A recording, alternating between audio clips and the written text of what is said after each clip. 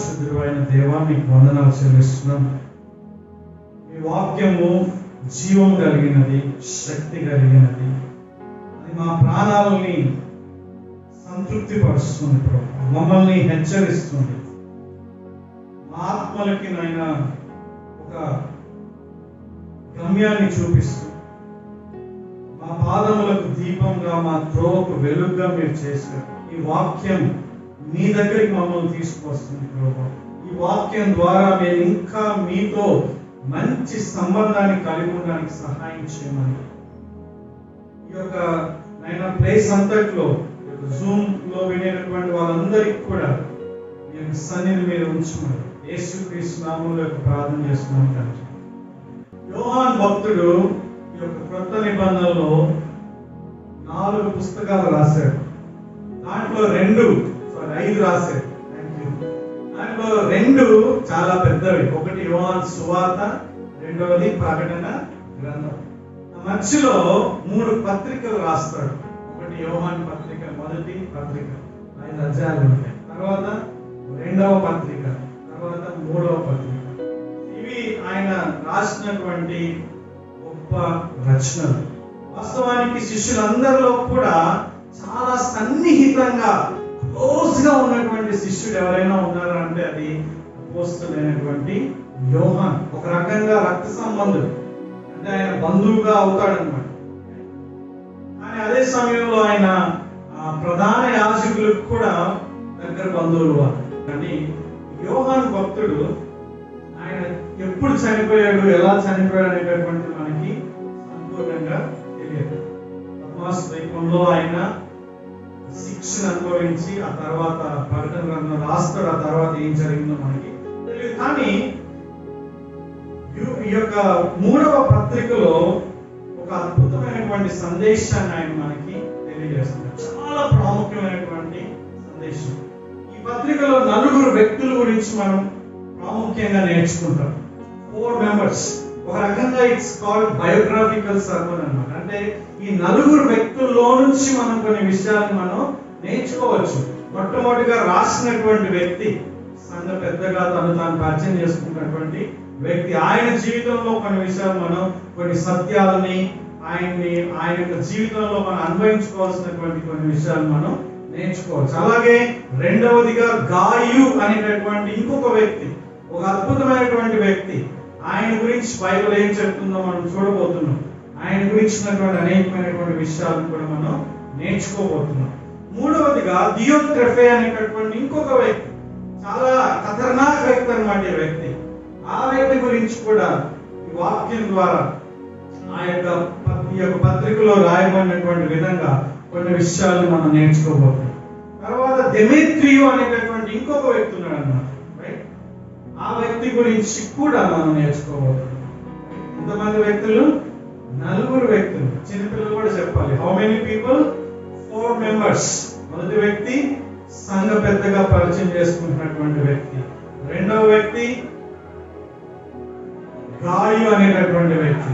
మూడవ వ్యక్తి దియోత్రెఫే అనేటటువంటి వ్యక్తి. 4వ వ్యక్తి డెమెత్రియు అనేటటువంటి వ్యక్తి. రైట్? వీళ్ళందరూ కూడా పురుషులే. ఈ యొక్క పత్రికలో మనం పురుషుల గురించి ఎక్కువగా నేర్చుకుంటాం. ఈ పత్రిక అయిపోయిన తర్వాత ఇంకొక పత్రిక కూడా ఉంది, ఈయన రాసినటువంటి పత్రిక. అక్కడ స్త్రీల గురించి కూడా మనం నేర్చుకుందాం, ఒక స్త్రీ గురించి. కానీ ఇప్పుడు ప్రస్తుతానికి ఈ యొక్క పురుషుల దగ్గర ఈ 4 గురించి మనం నేర్చుకునే ముందు అసలు ముఖ్యంగా ఈ పత్రిక రాస్తున్నప్పుడు ఆయనకు ఉద్దేశం లేకుంటే ఆయన ఏ విషయాన్ని ఎక్కువగా చెప్పాలనుకుంటున్నాడు. మొత్తంగానే మనం చూసినట్లయితే 2 విషయాలను ఆయన ముఖ్యంగా ఎంఫసైజ్ చేస్తున్నాడు. 2 ప్రాముఖ్యమైనటువంటి విషయాలు. మొట్టమొదటిగా మనం చూసినట్లయితే 8వ వచనం 2వ భాగంలో ఆయన మాట ఉంటుంది. ఏంటంటే, మనం సత్యమునకు సహాయకులమవునట్లు అట్టి వారికి ఉపకారం చేయబద్ధులమై ఉన్నాము. అట్టి వారికంటే ఎట్టి వారికని మిగతా వచనాలు 5 నుంచి 7 వచనాలు అక్కడ మాట్లాడతాడు. కొంతమంది సహోదరుల గురించి మాట్లాడుతున్నారు. ఆ సహోదరులు ఎవరు అంటే ఐటినరెంట్ ప్రీచర్స్. ఐటినరెంట్ ప్రీచర్స్ అంటే అర్థం ఏంటంటే, ఒక స్థలం నుంచి ఇంకో స్థలానికి వెళ్ళి అక్కడ సువార్త ప్రకటించి అక్కడ అయిపోయిన తర్వాత ఇంకో స్థలానికి సంచార పరిచారకులను కూడా అనొచ్చు.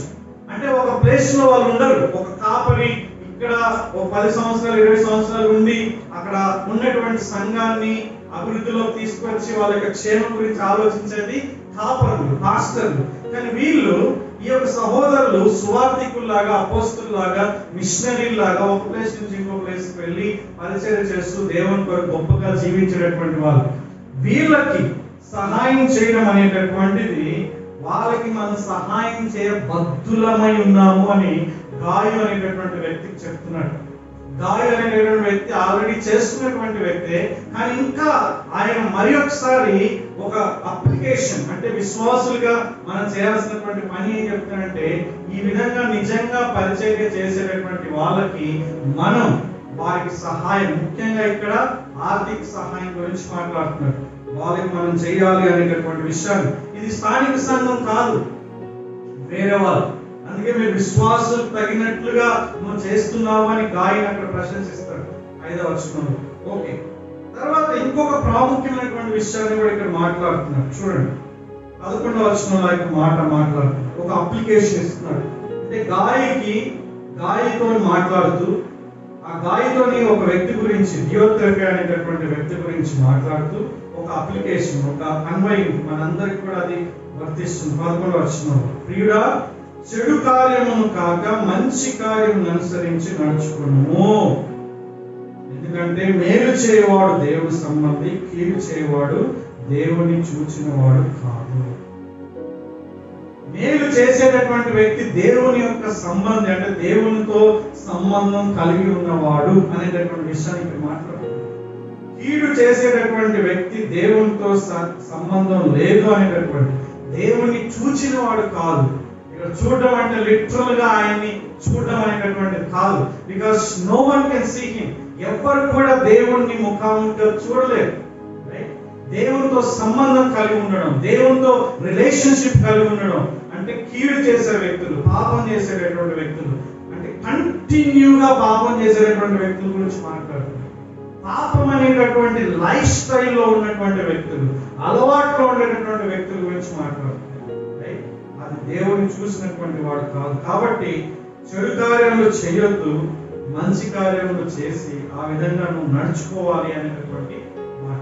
సో 2 విషయాలు చెప్తున్నాడు ఇక్కడ. ఒకటేంటి, మనము ఈ యొక్క సహోదరులకి, అంటే దేవుని పరిచర్య యథార్థంగా, దేవుని యొక్క పరిచర్య చాలా గొప్పగా చేసినటువంటి వాళ్ళకి మనం సహాయం చేయాలి. విశ్వాసులుగా మనం వాళ్ళకి సహాయం చేయాలి. అప్పుడు ఆ యొక్క పరిచర్యలో మనం కూడా పాలు పొందుకొనుచున్నాము. అంటే మనం కూడా ఆ పరిచర్యలో మనకు ఒక పాలు ఉందన్నమాట. దేవుడు ఆ వ్యక్తిని ప్రశంసించినప్పుడు, ఆయన మెచ్చుకున్నప్పుడు, ఆయనతో పాటు ఆయనకు సహాయం చేసినటువంటి వారిని కూడా ఆయన మెచ్చుకోబోతున్నాడు. ఆయన ఆ యొక్క గిఫ్ట్స్ అనేటటువంటి, బహుమానాలు అనేటటువంటివి ఇవ్వబోతున్నాడు అనే విషయాన్ని మనం తెలుసుకోవాలి. అలాగే ఒక ఎగ్జాంపుల్ చెప్తాడు. డియోత్రెఫీ అనేటటువంటి ఒక భయంకరమైనటువంటి వ్యక్తి గురించి చెప్తాడు. ఆ వ్యక్తికి ఉన్నటువంటి లక్షణాలు మనం లిస్ట్ అవుట్ చేస్తే చాలా వస్తాయి. ఆ వ్యక్తి గురించి చెప్పిన తర్వాత చెడుని అనుసరించకుండా మంచిని అనుసరించాలి. లేదంటే ఇంకో మాటలో చెప్పాలంటే, ఈ యొక్క డియోత్రెఫీ అనేటటువంటి వ్యక్తులను మనం జీవించొద్దు, ఇంకో వ్యక్తిలా జీవించాలి. ఇమీడియట్ గా ఇంకో వ్యక్తి గురించి చెప్తాడు. ఎవరు? డెమేత్రియు అనేటటువంటి వ్యక్తి గురించి చెప్తాడు. ఆయన ఎవరండి? అందరి వాళ్ళని కూడా సాక్ష్యం, మంచి సాక్ష్యం పొందినటువంటి వ్యక్తి. కాబట్టి ఈ 2 విషయాలని మనసులో పెట్టుకొని మనం ఇప్పుడు ఈ నలుగురు గురించి స్టెప్ బై స్టెప్ మనం వెళ్దాం. ఓకే, మొట్టమొదటిగా సంఘ పెద్ద గురించి వెళ్దాం. సంఘ పెద్ద గురించి వెళ్ళిన తర్వాత ఈ గాయ అనేటటువంటి వ్యక్తి గురించి కూడా మనం.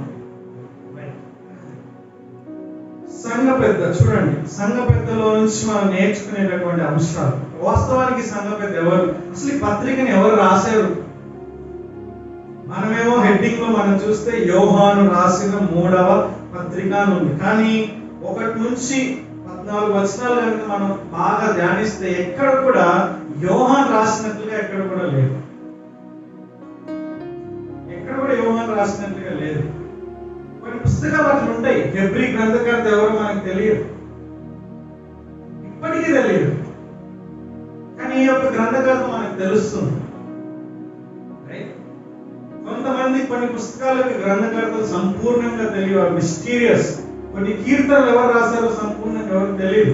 పరిశుద్ధాత్మ దేవుడు రాపించాడనేటటువంటి ఆ యొక్క కన్విక్షన్, లేకుంటే దాని గురించినటువంటి ఆ అష్యూరెన్స్ ఉంది కాబట్టి దేవుని వాక్యంలో వాటిని పెట్టడం జరిగింది. కాబట్టి ఎవరు ఈ వ్యక్తి, ఎవరు ఆ సంఘం ఎవరికైతే రాశాడో, ఏ సంఘానికి అయితే రాశాడో వాళ్ళకి తెలుసు. కానీ ఇంట్రెస్టింగ్ ఏం తెలుసా, ఈ సంఘం ఎక్కడుందో కూడా తెలియదు, ఎవరో తెలియదు. అంటే ఈ పత్రిక ప్రకారంగా ఎవరికి రాశాడో తెలియదు, అంటే ఏ సంఘానికి రాశాడో తెలియదు. కానీ ఆ సంఘంలో ఉన్నటువంటి వ్యక్తులు మనకి ఇక్కడ పరిచయం అయిపోయారు. ఇద్దరు వ్యక్తులు, ఒకటి గాయు, ఇంకొకరు దిమేత్రియు అనేటటువంటి వ్యక్తి. మోస్ట్ ప్రాబబ్లీ ఈ దిమేత్రియు అనేటటువంటి వ్యక్తి ఈ యొక్క పత్రికని, లేఖని ఆయన తీసుకువెళ్ళి గాయు అనేటటువంటి వ్యక్తికి ఇచ్చినట్టుగా మనం చూసి, ఓకే కొన్ని విషయాలు మనం నేర్చుకుందాం. ముఖ్యంగా పెద్దనైన నేను సత్యమును బట్టి ప్రేమించు ప్రియుడైన గాయనకు శుభమని చెప్పి రాయినది. రాసేటటువంటి వ్యక్తి ఎవరు అంటే పెద్ద, ప్రెస్బిటరోస్ అంటే ఏంటంటే సంఘ పెద్ద. ఇంకో మాట చెప్పాలంటే పాస్టర్, బిషప్, పాస్టర్, సంఘ పెద్ద, ఇవన్నీ కూడా ఇంటర్చేంజబుల్ అనేటటువంటి వాళ్ళ యొక్క బాధ్యతలను బట్టి ఒకే వ్యక్తికి ఇవ్వబడినటువంటి వేరు విషయాలు, వేరు పదాలు. ఒకే వ్యక్తి పాస్టర్ గా, ఒకే వ్యక్తి పెద్దగా అంటే సంఘ పెద్దగా, ఒకే వ్యక్తి బిషప్ గా అంటే ఆ యొక్క బాధ్యత నెరవేర్చే వ్యక్తిగా ఉండడం మనం చూస్తాం. తర్వాత మీరు ముఖ్యంగా అపోస్తలుల కార్యం 20వ అధ్యాయంలో ఆ యొక్క విషయాన్ని మనం కనుక్కోవచ్చు, ముఖ్యంగా 20-28. కానీ ఇక్కడ చూస్తే మొట్టమొదటిగా ఈ సంఘ పెద్ద నుంచి మనం నేర్చుకోవాల్సినటువంటి అత్యంత ప్రాముఖ్యమైనటువంటి విషయం ఏంటో, ఈ సంఘ పెద్ద చాలా తెలివి కలిగినటువంటి వాడు. అంటే ఈజ్ అ వెరీ వైస్ సంఘ పెద్ద. ఓకే, చాలా తెలివిని ఉపయోగించేటటువంటి, అంటే జ్ఞానాన్ని ఉపయోగించి పరిస్థితులను బట్టి తన దేవుడు ఇచ్చినటువంటి జ్ఞానాన్ని, తెలివిని ఉపయోగించి పరిచర్య చేసేటటువంటి సంఘ పెద్ద. ఈ పెద్ద ఎందుకంటే చెప్తున్నానంటే పేరు చెప్పలేదు, ఎందుకు తెలుసండి, మొదటి శతాబ్దంలో భయంకరమైనటువంటి హింస ఉండేదన్నమాట, ముఖ్యంగా సంఘ పెద్దలు. సంఘ పెద్దగా ఉండడం అనేటటువంటిది ఒక సవాల్ అన్నమాట మొదటి శతాబ్దంలో. అందుకే మీరు మొదటి తిమోతి పత్రిక 3వ అధ్యాయం 1వ వచనం మీరు కనుక చూసినట్లయితే, ఎవరైనాను అధ్యక్ష పదవిని అంటే సంఘ పెద్ద యొక్క పదవిని మీరు ఆశించినట్లయితే, కోరుకున్నట్లయితే, కోరుకోవచ్చు మీరు దొడ్డ పనిని అపేక్షించున్నారు, అంటే మంచి పనిని, నోబల్ టాస్క్, అది ఇట్స్ నోబల్ వన్, చాలా ఒక గొప్ప విషయం. ఇప్పుడు కాలంలో అది కొంచెం కష్టం, ఎందుకంటే ఇప్పుడు సంఘ పెద్దగా ఉన్నవాడికి ఘనత, సంఘ పెద్దగా ఉన్నటువంటి వారికి గౌరవం, సంఘ పెద్దగా ఉన్నటువంటి వారికి ఆశ్రయం, అంటే భౌతికపరమైనటువంటి ఆ యొక్క బెనిఫిట్స్ అనేటటువంటివి మనం జనరల్ గా చూస్తాం. కానీ ఇదే శతాబ్దంలో కూడా కొన్ని ప్లేసెస్ లో, ఇంతకుముందు మన తిమోతి చెప్పినట్లుగా కొన్ని విలేజెస్ లో వాళ్ళు ఎంతో కఠినమైన, లేకుంటే అత్యంత కష్టమైనటువంటి పరిచర్యను వాళ్ళు చేస్తారు. ఆర్థిక పరంగా, భౌతిక పరంగా, దాడుల విషయంలో కూడా మొదటి శతాబ్దాన్ని తలపించేటటువంటి సంఘాలు ఉన్నాయి. ఆఫ్ఘనిస్తాన్ లో పరిచర్య చేయడం నోబెల్ టాస్క్. సో ఇప్పుడు సంఘ పెద్ద ఏం చేస్తాడంటే తన పేరుని, తన ఐడెంటిటీని ఆయన చెప్పడం లేదు. ఎందుకంటే ఆ తీసుకెళ్లేటటువంటి వ్యక్తి, ఏ యొక్క వ్యక్తి అయితే ఆ యొక్క పత్రికను తీసుకువెళ్తున్నాడో ఆ సంఘానికి సుపరిచితుడు, అందరి వలన కూడా ఆయన మంచి సాక్ష్యం పొందినటువంటి వ్యక్తి కాబట్టి ఆయన దగ్గరికి తీసుకువెళ్తున్నారు. కాబట్టి ఈ సంఘ పెద్ద చేసినటువంటి పని ఏంటంటే తన ఐడెంటిటీని అక్కడ ఆయన డిస్క్లోజ్ చేయలేదు. So it is called wisdom. కొన్నిసార్లు కొన్ని పరిస్థితుల్లో సంఘాల విషయంలో, కుటుంబాల విషయంలో సంఘ పెద్దగా ఉండవలసినటువంటి వాళ్ళు చాలా తెలివిగా, జ్ఞానయుక్తంగా ఏం మాట్లాడాలి, ఎప్పుడు మాట్లాడాలి అనేటటువంటి వాటిని చాలా జాగ్రత్తగా పాటించే వారిగా ఉండాలి. ఇది విశ్వాసం కూడా వర్తిస్తారు. సంఘ పెద్దలు కూడా చేయాలి, ఇక్కడ సంఘ పెద్ద చేసినట్టుగా ఉంది. కానీ ప్రతి ఒక్క వ్యక్తి కూడా ఎప్పుడు ఏం చేయాలి, ఎప్పుడు ఐడెంటిటీ రివీల్ చేయాలి, ఎప్పుడు ఐడెంటిటీ రివీల్ చేయకూడదు, ఎప్పుడు ఏం మాట్లాడాలి అనేటటువంటి మనకి తెలుసుకొని, so is a wise next 2వ వచనం, మీరు మొదటి వచనం, 2వ వచనం, 5వ వచనం, 11వ వచనం గమనిస్తే ఒక పదం పదే పదే వస్తుంది. ప్రియుడైనా, ప్రియుడా, ప్రియుడా, ప్రియుడా దాదాపు ఎన్నిసార్లు వచ్చింది? 1 2 3 4 5. ఈ సంఘ పెద్ద ప్రేమ కలిగినటువంటి సంఘ పెద్ద, లవింగ్ మాస్టర్, మాటలో లవింగ్ ఎల్డర్, ప్రేమ కలిగినటువంటి సంఘ పెద్ద. ముఖ్యంగా ఏ విషయంలో? మాటలలో తన యొక్క ప్రేమని వ్యక్తపరచడం ఇక్కడ మనం చూస్తున్నాం. వాస్తవానికి ఈ యొక్క సంఘ పెద్ద ఎవరంటే చాలా గొప్ప అపోస్తలుడు, యేసుక్రీస్తు ప్రభువు వారి యొక్క రొమ్మున ఆనుకున్నటువంటి వ్యక్తి. యేసుక్రీస్తు ప్రభువు వారు చాలా గొప్ప గొప్ప విషయాలు ఆయన బయలుపరుచుకున్నప్పుడు ఆయనతో పాటు ఇంకొక 2 శిష్యులు ఉన్నటువంటి ఆయన సంఘ పెద్ద, ఈ సంఘ పెద్ద చాలా అనుభవం ఉన్నటువంటి వ్యక్తి, చాలా ప్రివిలేజెస్ ఉన్నటువంటి వ్యక్తి, రూపాంతర కొండ పైన దేవుడిని ముఖాముఖిగా చూసినటువంటి అనుభవం పేతురుతో పాటుగా ఉన్నటువంటి వ్యక్తి, రైట్? ఆయన అందరి శిష్యులు వెళ్ళిపోతుంటే కూడా ప్రధాన యాజకుడు బంధువు కాబట్టి ఆయన యేసుక్రీస్తు ప్రభువారిని కొరడాలతో కొడుతున్నప్పుడు, లేకుంటే ఆయన్ని సిలువ వేస్తున్నప్పుడు, లేకుంటే ఆయనకి ఆ యొక్క తీర్పు తీర్చబడుతున్నప్పుడు ఆయనతో పాటు ఉండి పేతురు కూడా తన వెంట తీసుకెళ్ళినటువంటి ఒక వ్యక్తి. దేవుని యొక్క కృపలో ఆ యొక్క దానియేలు తర్వాత అంత గొప్పగా భవిష్యత్తు గురించినటువంటి మర్మాలని ప్రజలకు తెలియజేసినటువంటి ఒక వ్యక్తి.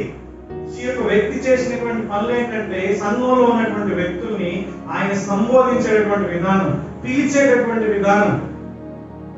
ప్రియుడా అంటున్నాడు, ఎంత మంచి పదం అది, బిలవర్డ్ అనేటటువంటిది ఇక్కడ మాట్లాడుతున్నాను. సో మన సుబ్బు గుర్తొస్తాడు, ముఖ్యంగా నేను కూడా సుబ్బులాగా అవ్వాలి. వే సుబ్బు టాక్స్ టు పీపుల్, అటువంటి విధంగా ఇక్కడ మనం చూస్తున్నాం అన్నమాట. అంటే ప్రజలతోని మాట్లాడడం, వాళ్ళని మంచిగా వదినా అని పిలుస్తారు అందరినీ, రైట్? ఆడపిల్లలు ముఖ్యంగా స్త్రీలందరూ కూడా ఎంతగా హ్యాపీ అవుతారు, అమ్మా అంటాడు, లేకపోతే తమ్ముడు అంటాడు, అన్నయ్య అంటాడు, రైట్?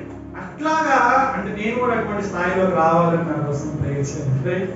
సో అంటే మాటలలో కూడా ఎంతో ఆ యొక్క ప్రేమ వాతావరణం, అంటే క్రియల్లో ఉండాలి, ఉద్దేశంలో కూడా ఉండాలి, దట్ ఈస్ ఇంపార్టెంట్. బట్ మాటల్లో ఇక్కడ మనం చూస్తే అక్కడ చూస్తున్నాడు, ప్రియుడా నేను ప్రేమించు ప్రియుడైన గాయునకు, ప్రియుడా నీ యొక్క ఆత్మ వర్ధిల్లాలి, రైట్? ప్రియుడా నా వారు పరదేశులైనా సరే, ప్రియుడా ఇదిగో ఇది ఈ విధంగా చేయాలనేటటువంటి మాట. గాయు అని కూడా అంటలేదు ఇక్కడ, రైట్? నిజంగా మనం ఒక పాస్టర్ గా ఉండాలన్నప్పుడు, సంఘ పెద్దగా ఉండాలన్నప్పుడు ఆ లక్షణం అనేటటువంటి చాలా ఇంపార్టెంట్. అంటే ఆప్యాయంగా పిలిచేటటువంటి ఆ యొక్క విషయం, అంటే పిలవడమే కాదు, అటువంటి ఉద్దేశం మనం కలిగి ఉండాలి, వాళ్ళ పట్ల అటువంటి దృక్పథం కలిగి ఉండాలి. ముఖ్యంగా పౌలు కూడా యొక్క విషయాన్ని మనం చూస్తాం, మీరు నా పిల్లలు అంటున్నాడు అక్కడ. అంటే పిల్లల్ని చూసుకునేటటువంటి ఆ యొక్క ఉద్దేశం, అంటే ఆత్మీయంగా మీరు నా పిల్లలు అనేటటువంటి భావన సంఘ పెద్దకు ఉండాలి. సంఘ పెద్దగా నడిపిస్తున్నటువంటి వ్యక్తి నాకు ఉండాలి. ఎవరైనా సరే మీరు అవ్వాలనుకుంటే మీకు ఉండాలి. This is very very important. ఇతరులు ముఖ్యంగా కుటుంబ సభ్యులుగా, వాస్తవానికి బైబిల్లో మనం చూసినట్లయితే సంఘం దైవికమైనటువంటి కుటుంబం. మీరు 1 తిమోతి పత్రిక మీరు చూసినట్లయితే ఏం చేయాలి? మీరు వృద్ధ స్త్రీలను ఏం చేయాలి? తల్లిగా చూడాలని ఉంది బైబిల్. వృద్ధ స్త్రీలు శాంతమ్మ గారు, లేకుంటే సుగుణమ్మ గారు, ఇట్లాంటి వాళ్ళు మిగతా పిల్లలందరూ, యవనస్తులు, మిగతా వాళ్ళందరూ తల్లులా, తన సొంత తల్లులా చూసుకోవాలి.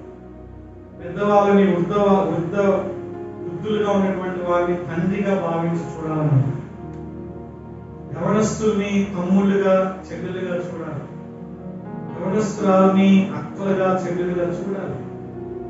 ఇంకా అక్కడ ఒక వర్డ్ చాలా క్లియర్ గా పెట్టాడు, పవిత్రమైనటువంటి విధంగా చూడాలి. అంటే అది ఎప్పుడు, అది కేవలం కుటుంబంలోనే ఉంటది అన్నమాట. కుటుంబంలో ఉన్నటువంటి అన్నదమ్ములు, అక్క చెల్లెల మధ్యలో ఉండే పవిత్ర బంధం సంఘంలో కూడా ఉండాలి అనేటటువంటిది పౌలు భక్తుడు తిమోతికి మాట్లాడుతున్నాడు. సంఘ పెద్దగా ప్రేమించే వ్యక్తిగా ఉండాలి, ప్రేమగా మాట్లాడే వ్యక్తిగా ఉండాలి, ప్రేమగా పలకరించే వ్యక్తి ఉండాలి. అదేవిధంగా విశ్వాసులు కూడా ఆ ప్రేమ సంబంధమైనటువంటి ఆ యొక్క పిలుపుని, ఆ యొక్క విషయాన్ని మనం కలిగి ఉండాలనేటటువంటిది మనం నేర్చుకోవాలి. అలాగే సంఘ పెద్దలో నేర్చుకోవాల్సినటువంటి 3వ విషయం, అభినందించేటటువంటి వ్యక్తి.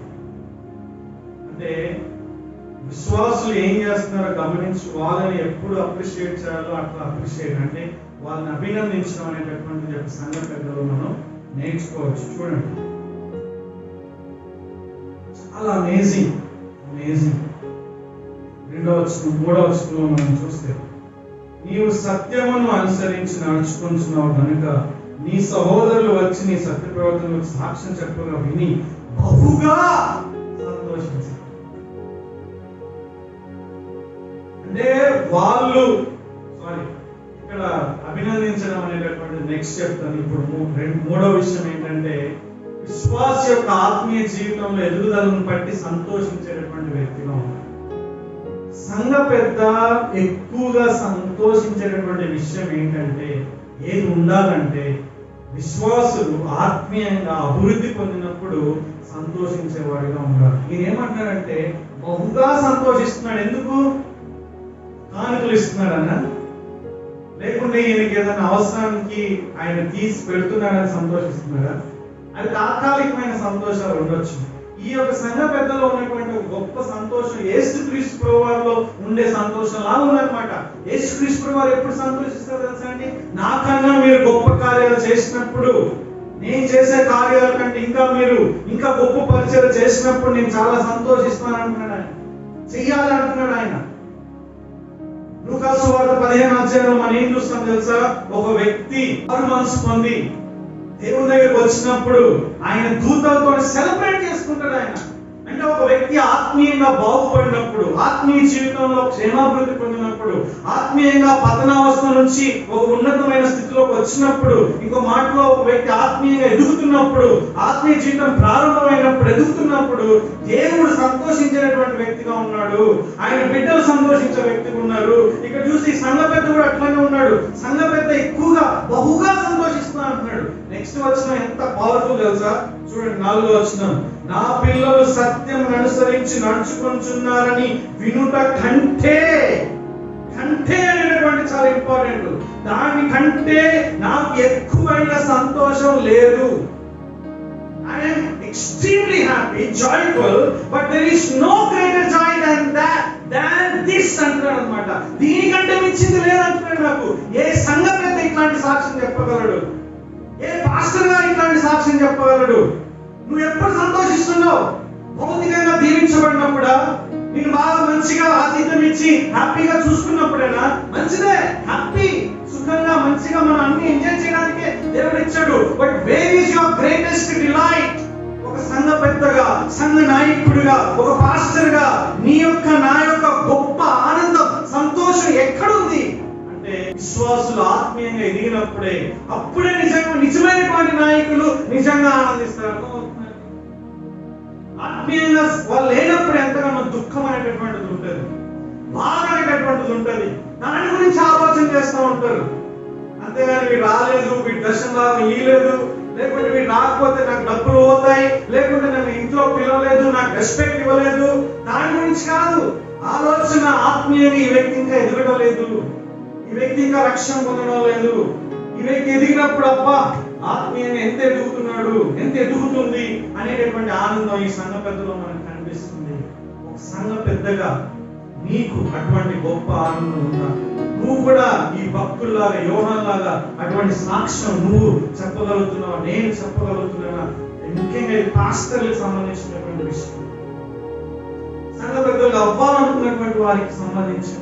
భవిష్యత్తులో ఒకవేళ నువ్వు సంఘ పెద్దగా అయితే, పాస్టర్గా అయితే, సేవకుడిగా అయితే, నువ్వు సంఘాన్ని నడిపించినప్పుడు నీ యొక్క అత్యంత ప్రాముఖ్యమైన the greatest delight should be the people when they are growing in their spiritual maturity. పిల్లలు ఆత్మీయంగా ఎదుగునప్పుడే నువ్వు నిజంగా ఆ యొక్క ఆనందాన్ని నువ్వు పొందగలగాలి, చెప్పగలగాలి. My greatest joy, delight is your spiritual growth అని చెప్పగలిగే స్థాయిలో ఉండాలి. With all of my heart I can say that if you really grow in your spiritual life, నువ్వు కనుక ఆత్మీయంగా ఎదిగితే, మీరు కనుక ఎదిగితే నాకు చాలా గొప్ప ఆనందం. అదే నా యొక్క సంపద. ఆ విధంగానే ఉండాలని ఆశపడుతున్నాను. సో అటువంటి స్థాయిలోకి మనం వెళ్ళాలి. నెక్స్ట్, అభినందించే వ్యక్తిగా ఉన్నాడు. చూడండి, ఆయన ఏమంటున్నాడు? నీ నీ సాక్ష్యం గురించి నేను విన్నప్పుడు, కూడా వచ్చినప్పుడు నేను బహుగా సంతోషించుతున్నాను. ఎవరితో చెప్తున్నాను? తిమోతి అనేటటువంటి వ్యక్తి ద్వారా సంఘంలో చదవబడుతున్నాయి మాట. స్పీకింగ్ అప్రిషియేటింగ్ వర్డ్స్ అబౌట్, అంటే ఈ గాయం అనేటటువంటి వ్యక్తి గురించినటువంటి మంచి కార్యాలను బట్టి సంఘానికి ఆయన చెప్తున్నాడు. కూడా 5వ వచనం, పరదేశులైనను సహోదరులుగా ఉన్న వారికి నువ్వు చేసినదల్లా విశ్వాసికి తగినట్టుగా చేయించున్నావు, వారు నీ ప్రేమను సంఘానికి సాక్ష్యం వచ్చారు అనేసి ఇవన్నీ చెప్పినప్పుడు చెప్తున్నాడు. సో ఈస్ టెల్లింగ్, ఎక్స్ప్లెయినింగ్ గాయం అనేటటువంటి వ్యక్తి ఏం చేస్తాడు అనేటటువంటిది గాయకు డైరెక్ట్ గా చెప్పి సంఘానికి డైరెక్ట్ గా అప్రిషియేట్స్, అంటే అవసరమైనప్పుడు అభినందించే వ్యక్తిగా ఉండాలి. మునగ చెట్టు ఎక్కిడం కాదు, అవసరమైనప్పుడు మన అవసరాలు తీర్చుకోవడానికి ఒక వ్యక్తిని మెచ్చుకోవడం కాదు, నిజంగా ఆయన చేసినటువంటి వ్యక్తిని ఇష్టాలు మెచ్చుకోవడం అనేది మనం చూస్తాం. నెక్స్ట్ చాలా ప్రాముఖ్యమైనటువంటి పని, సంఘ పెద్దలు నిజంగా సంఘ పెద్దలు చేయాల్సినటువంటి ఇంకొక పని. 10వ వచనం లాస్ట్ 2 లైన్స్. 10వ వచనం, అందుచేత నేను వచ్చినప్పుడు వాడు చేయుచున్న క్రియలను జ్ఞాపకం చేసుకుంటున్నాను. వాడు అంటే ఇక్కడ దియోత్రెఫీ అనేటటువంటి వ్యక్తి చేసినటువంటి క్రియలను, పనులను, వాడు చేసేటటువంటి కార్యాలు నేను జ్ఞాపకం చేసుకుంటా అంటున్నాడు. ఏంటి జ్ఞాపకం చేసుకోవడం అంటే ఇక్కడ? అంటే ఇంకో మాటలో చెప్పాలంటే వాడికి నేను క్రమశిక్షణ ఇస్తానని చెప్తాను. సో ఆయన గురించి చెప్పిన తర్వాత, దియోత్రెఫీ అనేటటువంటి వ్యక్తి గురించి చెప్పిన తర్వాత ఈ మాట చెప్తున్నాడు, నేను వచ్చినప్పుడు. సో ఈస్ నాట్ దే అక్కడ లేడు. ఆయన వచ్చినప్పుడు నేను జ్ఞాపకం చేసుకుంటానంటే నేను చూస్తాను ఆయన పని, ఆయన ఏం చేయాలో నేను చేస్తాను. అంటే సంఘ నాయకుడు, సంఘ పెద్ద, పాస్టరు క్రమశిక్షణ చేసేటటువంటి వ్యక్తిగా ఉన్నారు. చాలా ప్రాముఖ్యం. నిజంగా ప్రజల యొక్క ఆత్మీయ మేలు నువ్వు కోరుకున్నట్లయితే వాళ్ళు తప్పులో కొనసాగితే ఖచ్చితంగా క్రమశిక్షణ. అవిశ్వాసులకు చేయలేము. సంఘంలో అవిశ్వాసులు కూడా ఉంటారు, వాళ్ళు పట్టించుకోమని, వాళ్ళు ఎదగాలని మన ఆశ, వాళ్ళ రక్షణలోకి రావాలని మనం ఉంటాం. ఈ యొక్క క్రమశిక్షణ ఎవరికి అవసరం? సంఘంలో ఉన్న విశ్వాసుల కోసం. విశ్వాసిగా నువ్వు పిలువబడితే, విశ్వాసిగా నువ్వు కనపరుచుకుంటే, అప్పుడు నువ్వు తప్పు చేసినప్పుడు, నువ్వు తప్పులో కొనసాగినప్పుడు సంఘ పెద్దగా ఉన్నటువంటి వ్యక్తి క్రమశిక్షణ ఇచ్చేటటువంటి వ్యక్తిగా ఉండాలి.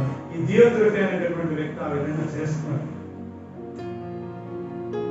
వాస్తవానికి అవిశ్వాసం ఉండాల్సిన లక్షణాలన్నీ ఉన్నాయి. But is in the church, ఒక నాయకత్వ పొజిషన్ లో ఉన్నాడు ఆయన. ఇంకో మాట చెప్పాలంటే మామూలు విశ్వాసం కూడా కాదు ఈ దియోత్రెఫీ అనేటటువంటి వ్యక్తి. ఇతరుల్ని ప్రభావితం చేసేటువంటి పరిస్థితిలో ఉన్నాడు. సో అటువంటి వ్యక్తి క్రమశిక్షణ ఇస్తాను అనేటటువంటిది ఇక్కడ మనం చూస్తాం. సో ఈ విషయాలు సంఘ పెద్దగా మనం ఉన్నప్పుడు మనం మన జీవితంలో అన్వయించుకోవాల్సింది యేసుక్రీస్తు ప్రభువులో మనం చూడగలం, పౌలు జీవితంలో మనం చూడగలం. రైట్? ఇవన్నిటిని మనం జ్ఞాపకం చేసుకోవాలి. ఏంటంటే తెలివిగా, యుక్తిగా ప్రవర్తించుకోవాలి. రెండవది ప్రేమగా పలకరించాలి, చాలా ఇంపార్టెంట్. మూడవదిగా సంతోషించాలి, వాళ్ళ ఆత్మీయ ఎదుగుదల విషయంలో సంతోషించాలి. 4వ వచనం ఎంత పవర్ఫుల్ అని చెప్తున్నారు. తర్వాత వాళ్ళని అభినందించు. 5వదిగా క్రమశిక్షణ అవసరమైనప్పుడు మాట్లాడు. లాస్ట్ లో ఇంకొకటి మనం చూసాం, చాలా ఇంపార్టెంట్. ఇప్పుడు జూమ్ లో ఉన్న వాళ్ళకి టక్ కనపడతారు. ఏంటది? 13వ వచనం, అనేక సంగతులు నీకు రాయవలసి ఉన్నది కానీ సిరాతోనూ కలంతోనూ నీకు రాయి నాకు ఇష్టం లేదు. ఒకవేళ యోహాన్ కనుక ఇప్పుడు ఉంటే ఎట్లా రాసేవాడు అంటే, అనేక సంగతులు నీకు రాయవలసి ఉన్నది కానీ జూమ్ లో కాదు, గూగుల్లో కాదు, లేకుంటే వాట్సాప్ లో కాదు, డైరెక్ట్ వచ్చి మాట్లాడుతూ. అంటే పర్సనల్ గా ఆ ఇంటిమసీ గురించి కరోనా టైంలో ఖచ్చితంగా రావాలని రూల్ లేదండి చెప్తున్నా. అంటే ఫిజికల్ బాండింగ్ గురించి మాట్లాడుతూ ఎన్నో విషయాలు చెప్పాలని ఆశపడుతున్నాడు. నేను వచ్చి డైరెక్ట్ గా మాట్లాడి ఆ సంబంధ బాంధవ్యంలో ఆయన ఒకరితో ఒకరు మాట్లాడుకొని ఆయన విషయాలు చెప్పాలనేటటువంటి ఆశ శీఘ్రంగా, అంటే త్వరగా రావాలన్నది నాకు. పౌలు కూడా అదే వాంఛను మనం చూపిస్తాడు. మిమ్మల్ని త్వరగా కలవాలని ఉంది, వచ్చి మీతో సంబంధం కలవాలని ఉంది. సో ఆ యొక్క సంబంధం అనేటటువంటిది ఇక్కడ మనం చూస్తూ ఉంటాం.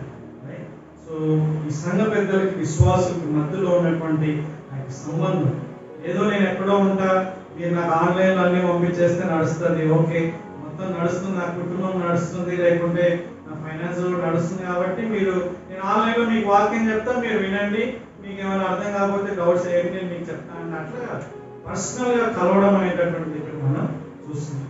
ఈ 5 లక్షణాలు నాలో ఉండాలని మీరు ప్రార్థన చేయాలి. ఒకవేళ నాలో లేకపోతే ఏం చేయాలి? వచ్చి నాకు మీరు తెలియజేయాలి.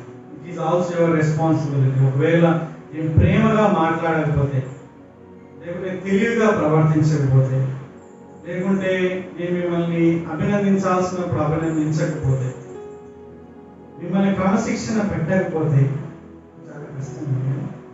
ఒకవేళ మీతో సంబంధం గడపడానికి నేను టైం ఇవ్వకుండా ఉంటే, మీరు నాకు దయచేసి మీరు వ్యక్తిగతంగా వచ్చి చెప్పి ఈ విషయంలో సరిగా లేవు, ఈ విషయంలో మార్పు చెందాలని మీరు మాట్లాడవచ్చు. You have to talk, right? నేను మాట్లాడాలి. సో అప్పుడు నేను మాట్లాడడానికి అవకాశం ఉంటుంది, రైట్? ఈ వాక్యంలో ఉన్నటువంటి మనం పాటించడానికి మనం ప్రయత్నం చేయాలి. భవిష్యత్తులో ఎప్పుడైనా మనం ఉండాలనుకున్నప్పుడు కూడా అవి చాలా ప్రాముఖ్యమైనటువంటి విషయం. నెక్స్ట్ సెకండ్ ఇంపార్టెంట్ పర్సన్ గాయు అనేటటువంటి వ్యక్తి. గాయస్ ఇది రోమన్ కల్చర్లో లేకుంటే రోమా ప్రాంతంలో సర్వసాధారణమైనటువంటి పేరు. రాజేష్ ఎట్లాగా ఇప్పుడు సర్వసాధారణమైన పేరు, గాయు అనేటటువంటిది కూడా సర్వసాధారణమైనటువంటి పేరు. ఇట్స్ న్యాచురల్, అంటే జనరల్ వర్డ్ అనమాట. బైబిల్లో కూడా గాయు అనేటటువంటి వ్యక్తుల గురించి మనం చూసినప్పుడు కొంతమంది మనకు కనిపిస్తారు. మీకు కొంతమంది గుర్తొస్తుండొచ్చు, రైట్? అపోస్తలుల కార్యం 19వ అధ్యాయం 29వ వచనంలో ఒక వ్యక్తి, అదే అపోస్తలుల కార్యం 20వ అధ్యాయం 4వ వచనంలో ఇంకొక వ్యక్తి, రోమా పత్రిక 16వ అధ్యాయం 23లో ఇంకొక వ్యక్తి, మొదటి కొరింథీ పత్రిక 1వ అధ్యాయం 14లో కూడా అపోస్తలుడైన పౌలు బాప్తిసం ఇచ్చినటువంటి క్రిస్పునకును గాయునకును అంటారు. గుర్తొచ్చింది? బాప్టిజం పాయింట్ ఆఫ్ వ్యూలో మాట్లాడారు. సో గాయు అనేటటువంటి వ్యక్తిని మనం చూస్తాం. అలాగే ఇక 3వ యోహాను పత్రికలో కూడా ఈ వ్యక్తి గురించి మనం చూస్తున్నాం. Very important. జనరల్ గా ఇక్కడ చెప్పబడినటువంటి వీళ్ళందరూ కూడా అంటే చాలా మంచి జీవితాన్ని జీవించిన వాళ్ళు. ముఖ్యంగా ఇద్దరైతే ఆతిథ్యం విషయంలో ఒక లెవెల్లో, అంటే వాళ్ళని చూసే వాళ్ళు ఆతిథ్యానికి మారుపేరు అన్నట్లుగా వాళ్ళ యొక్క జీవితం ఉందన్నమాట. జాన్ బనీన్ అనేటటువంటి వ్యక్తి పిలిగ్రిమ్స్ ప్రోగ్రెస్ అనేటటువంటి ఒక మంచి పుస్తకాన్ని రాశారు. బైబిల్ తర్వాత ఎక్కువగా అమ్ముడుపోయినటువంటి పుస్తకం పిలిగ్రిమ్ ప్రోగ్రెస్. మూవీలా కూడా ఉంది, పాత వర్షన్ లో ఉంది, కొత్త న్యూ వర్షన్ లో ఉంది, మేబీ కార్టూన్ దాంట్లో కూడా ఉండొచ్చు. యాత్రికుని ప్రయాణం అనేటటువంటి పుస్తకం, మంచి పుస్తకం, మనకి అర్థమైనటువంటి పుస్తకం. దాంట్లో ఇన్ కీపర్ అంటే పశువుల ఆ యొక్క ప్లేస్ లో ఆయన గాయమైనప్పుడు అక్కడ వెళ్ళిన తర్వాత అక్కడ చూడడానికి ఒక వ్యక్తిని పెడతారన్నమాట. ఆ వ్యక్తికి కూడా అంటే గాయస్ అనేటటువంటి పేరు అక్కడ పెట్టడం జరుగుతుంది. మేబీ ఇది అంటే ఈ యొక్క వ్యక్తి యొక్క గొప్పతనం అనేటటువంటిది, అంటే ఈ పేరు కలిగి దేవుని కోసం వాళ్ళు జీవించినటువంటి గొప్పతనం అనేటటువంటిది మేబీ అని మనం తెలుసుకోవచ్చు. ఓకే, ఈ యొక్క గాయం అనేటటువంటి వ్యక్తి గురించి కూడా కొన్ని విషయాలు మనం నేర్చుకోవాలి. అయితే ఇప్పుడు మీకు చెప్పినటువంటి వచనాల్లో ఉన్నటువంటి అనేక మంది గాయులు ఉన్నారు, గాయస్. కానీ ఇప్పుడు చెప్పేటటువంటి వ్యక్తికి వాళ్ళకి ఏమైనా సంబంధం ఉందా అంటే మనకి ప్రస్తుతానికి ఎటువంటి కనిపించుకోవాలి. ఇప్పుడు నేను స్టడీ చేసినంత వరకు ఈ యొక్క వ్యక్తి అక్కడ చెప్పన్నటువంటి వ్యక్తులు వేరు వేరు వ్యక్తులు. ఓకే, పౌలుతో ఉన్నటువంటి వ్యక్తులు అలాగే మిగతా ప్రాంతంలో ఉన్నటువంటి వ్యక్తులు వాళ్ళందరూ కూడా వేరు వేరు అనేటటువంటి విషయాన్ని మనం చూడాలి. ఇక్కడ గాయు అనేటటువంటి వ్యక్తికి సంఘ పెద్ద ఇచ్చినటువంటి ఒక విషయాన్ని చాలా మంది ప్రజలు, ముఖ్యంగా తప్పుడు బోధకులు తప్పుగా దాన్ని చిత్రీకరిస్తున్నారు. అది చెప్పిన తర్వాత గాయలో నుంచి మనం కొన్ని విషయాన్ని నేర్చుకుంటాం. ఏంటది? 2వ వచనంలో చూడండి, ప్రియుడా, మై బిలవర్డ్ గాయస్, నీ ఆత్మ వర్ధిల్లుచున్న ప్రకారం నీవు అన్ని విషయములలోనూ వర్ధిల్లుచు సౌఖ్యముగా ఉండవాలని ప్రార్థించుచున్నాను. అన్ని విషయములలోనూ వర్ధిల్లాలి, ఆర్థికంగా వర్ధిల్లాలి, ఆశీర్వాదాల పరంగా వర్ధిల్లాలి, ఆరోగ్యపరంగా వర్ధిల్లాలి. ముఖ్యంగా ఈ రెండే కదా. ఇక ఎక్కువ వర్ధిల్లితే కష్టం. చెవులు వర్ధిల్లాలంటే చెవులు పెద్దగా అవుతాయి, పొట్ట వర్ధిల్లాలని అన్నారు కదా. ముఖ్యంగా ఏంటి, ఆరోగ్యం విషయంలో వర్ధిల్లాలి, అలాగే ఆర్థికంగా వర్ధిల్లాలి. ఈ యొక్క దొంగ బోధకులు యేసుక్రీస్తు పేరు చెప్పుకొని దొంగ బోధకులు చేసే పని ఏంటంటే, నువ్వు యేసే నమ్ముకుంటే నువ్వు ఆరోగ్యంగా సంపూర్ణంగా ఉంటావు, నీకు ఎటువంటి రోగం రాదు, వస్తే నీకు విశ్వాసం లేదు, సింపుల్. నువ్వు అలాగే ధనవంతుడు అయిపోతావు. ఆయన దరిద్రుడు అయిపోయాడు మనం ధనవంతులు చేయాలని. 2 కొరింథీ పత్రికని మనం దాన్ని చూస్తున్నాం. కాబట్టి మీరు ఫుల్ ధనవంతులు, అన్ని విషయాల్లో మీరు వర్ధిల్లుతారు. మీకు ఫుల్ డబ్బులు, ఫుల్ ఆరోగ్యం, మీరు ఫుల్ ప్రమోషన్స్, మీకు ఫుల్ మగపిల్లలు. ఆడపిల్లలు మరి ఆడపిల్లలు లేకపోతే మగపిల్లలు ఎట్లా వస్తారు? సో ఇప్పుడు అందరు మగపిల్లలు పడితే పరిస్థితి ఏంటి చెప్పండి, మీరే ఆలోచించండి. అది ఆశీర్వాదం అనుకుంటారు మగపిల్లలు పుట్టడం. అఫ్కోర్స్ వాళ్ళ దృష్టిలో వంశ పారంపర్యం, వంశాన్ని నిలబెట్టాలనే వంశోద్ధారకుడు అనే కాంటెక్స్ట్ లో వాళ్ళు ఆలోచన చేస్తారు. అందుకే మగపిల్లలు కావాలని చాలా మంది కోరుకుంటా ఉంటారు. కోరుకోవడంలో తప్పులేదు, కానీ దానికి రాకపోతే మీరు చేసి మీ ప్రవర్తన, దాని యొక్క ప్రతిస్పందన, వారు కొట్టడం, లేకుంటే తిట్టడం, పక్కన పడేయడం, రకరకాలుగా హింసించడం, లేకుంటే డివోర్స్ ఇవ్వడం, ఇట్లాంటి చాలా చాలా ఓకే. వాటిని అన్ని విషయాల్లో కూడా నువ్వు వర్ధిల్లాలి.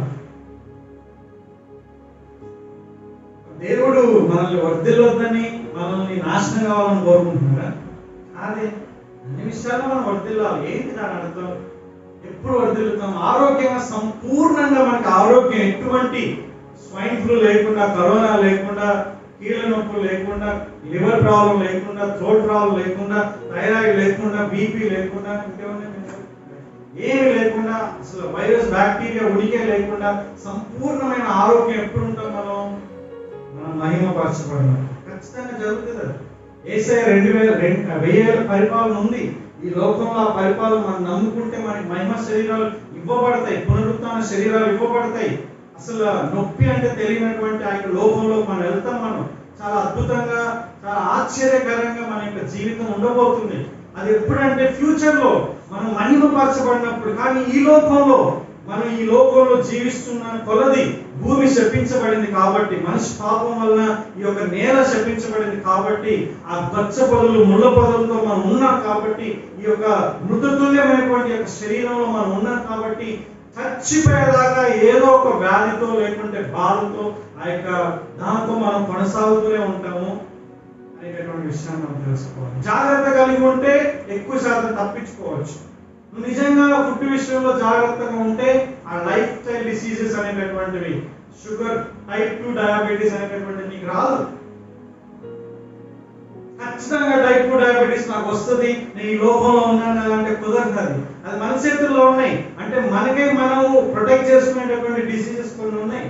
ఈ లైఫ్ స్టైల్ డిసీజెస్, థైరాయిడ్ కానీ, లైఫ్ యొక్క బీపీ కానీ, లేకుంటే ఇంకోటి చెప్పాలంటే ఏంటి, షుగర్ లో టైప్ 2, టైప్ 1 అనేటటువంటి నువ్వు అడగకపోయినా రావాలనుకుంటూ వస్తుంది, ప్యాంక్రియాస్ దెబ్బతింటే, అట్లా కొన్ని ఉన్నాయి. సో అవి నువ్వు జాగ్రత్తతో ఒకవేళ వచ్చిన వాటిని ఓవర్కమ్ చేయొచ్చు, రాకుండా జాగ్రత్త పడవచ్చు. కానీ ఈ కరోనాని ఎవరు ఎదిరిస్తారు చెప్పండి? కరోనా నువ్వు వ్యాక్సిన్ వేసుకున్నా వస్తుంది, వేసుకోపోయినా వస్తుంది. D3 విటమిన్ తిన్నా వస్తుంది, పోయినా వస్తుంది. లేకుంటే ఇమ్యూన్ సిస్టమ్ లో నువ్వు ఫుల్ చికెన్, మటన్, బిర్యానీ అన్ని తిన్నా వస్తుంది. అది నువ్వు ఎదుర్కోగలవు. నీ యొక్క ఇమ్యూన్ సిస్టమ్ బాగుపడు. సో ఇమ్యూన్ సిస్టమ్ మనం డెవలప్ చేసుకుంటూ ఉంటాం. ఈ లోపల మనం అవన్నీ చేసుకోవాలి. కానీ ఇక్కడ ఏమంటున్నారు, ఇక్కడ నీ ఆత్మ వర్ధిల్లిన ప్రకారం అన్ని విషయాల్లో వర్ధిల్లం అంటే అర్థం ఏంటి? లిటరల్ గా అన్ని విషయాలు అంటే అన్ని విషయాల్లో సంపూర్ణంగా అక్షరార్థంగా అని అర్థం కాదు.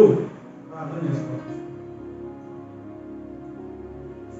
ఏంటి దాని అర్థం ఏంటి? ఒకవేళ అక్షరార్థంగా తీసుకుంటే దాని అర్థం ఎట్లా వస్తుంది తెలుసా? ఒక కండిషన్ పెట్టాడు.